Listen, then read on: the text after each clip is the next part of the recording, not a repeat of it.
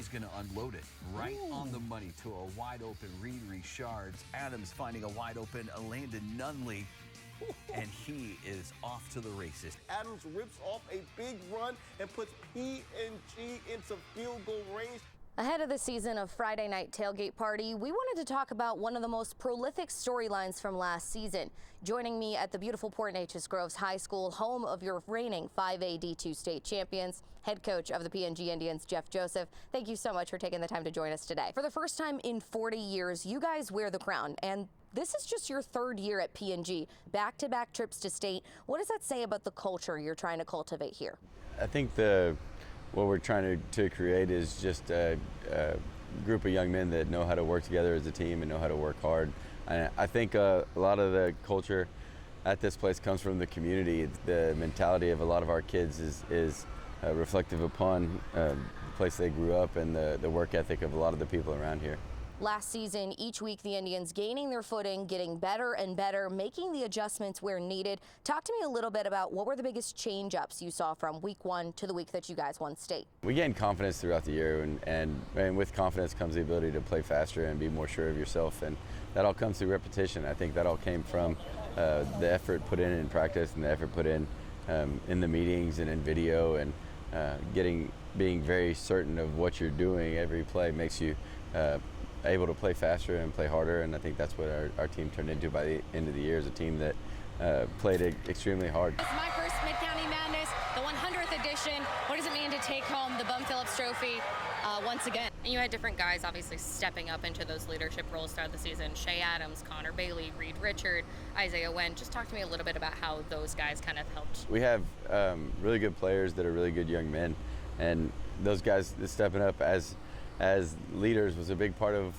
why we were able to be successful. You don't lose your starting quarterback in week 3 and have a young man step up without a supporting group around him that's able to take care of him and lift him up and let him get comfortable with what he was doing. And by the end of the year, Connor was very confident, and he wasn't a sophomore anymore. He'd played at that point 13 games by the time we're going into the end of it, and that's more than a full season. So for us and for him too, he wasn't a sophomore anymore. He was our varsity quarterback, and that's all we viewed it as. Live from the reservation, and rain or shine, this game is going to happen. Chatanier gets through the line. Number 15 takes it about 15 yards. Lions set to punt on this next drive, but the ball is blocked. And not only is it blocked, it's caught by Travis Cobb, who runs the ball closer into Lion territory. Jeff Joseph said he knew that his fans traveled well, and now he's excited to get to play one more week for them. P&G not losing a single game since the first one of the season.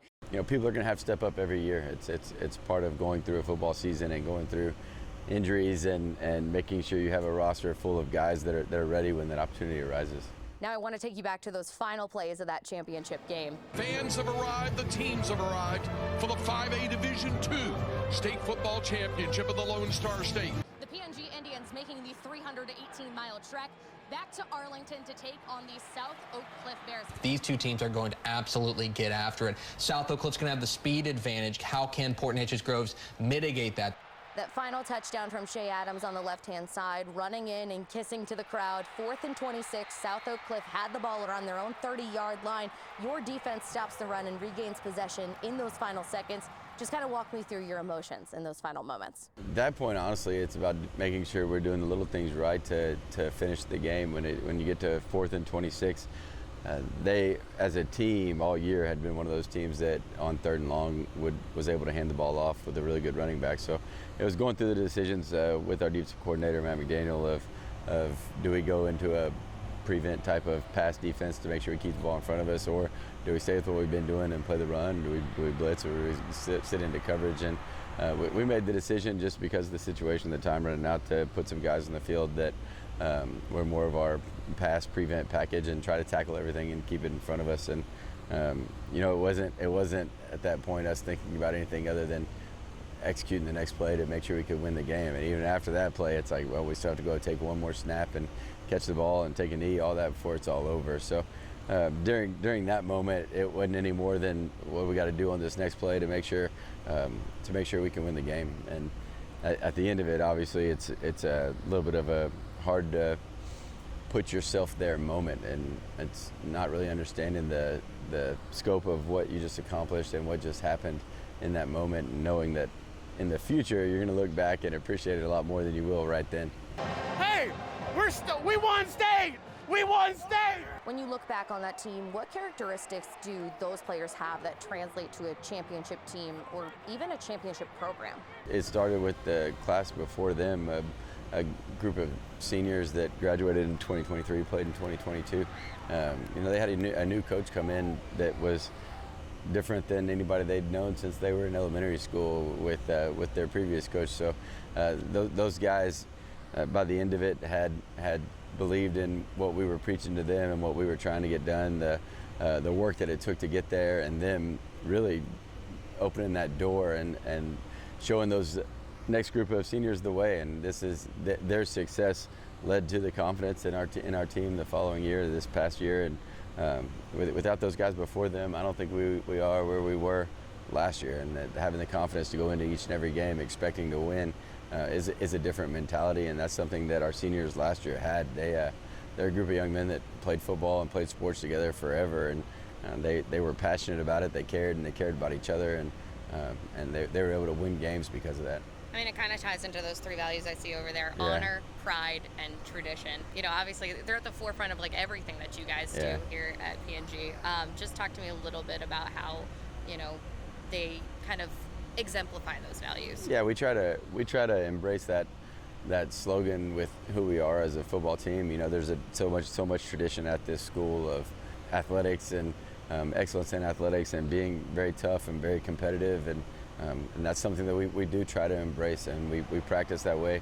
We work that way through the off season, working with a ton of pride, respecting the tradition of the people that have been here before you, and put in so much of the work and brought so much value to our school and to our community through the way that they play and the way that they carry themselves, and that's something that we're going to try to build on.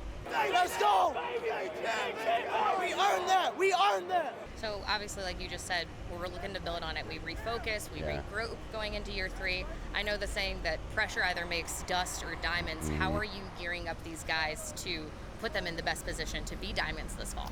Yeah, I think for us as a coaching staff, our message to them has been knowing what it took to get there. It's not a result of good play calls or anything like that. It's a result of working really hard and preparing yourselves as well as you can prepare yourselves. And the work's what it takes, and it's not going to happen by accident. It's going to happen because you go earn it, and it's not going to be any different headed into a new season. Nobody's going to lay down and let you win or let you beat them. It's going to be games are won because you earn it and you work for it, and that's got to be the mentality of any team headed into a new season. And I hope we as a team can remember that and continue to work and push ourselves and practice every day to make ourselves better for the next 11 weeks. There's obviously going to be plenty of things that we have to get cleaned up, and we got to make sure we're taking care of the football. But our guys played hard, and they played aggressive for the most part. But we're going to have to step that level up headed into next week. We're going to face an opponent that's going to be extremely athletic, that's going to be big on the offensive line, that is going to be a talented football team. So we know for us, we're going to have to continue to improve as a team, and hopefully that's going to continue throughout the season. All righty. Well, I appreciate you taking the time. Thank you so much. Man, thank you. And be sure to join the party August 30th as we kick off week 1 of Friday Night Tailgate Party on KFDM.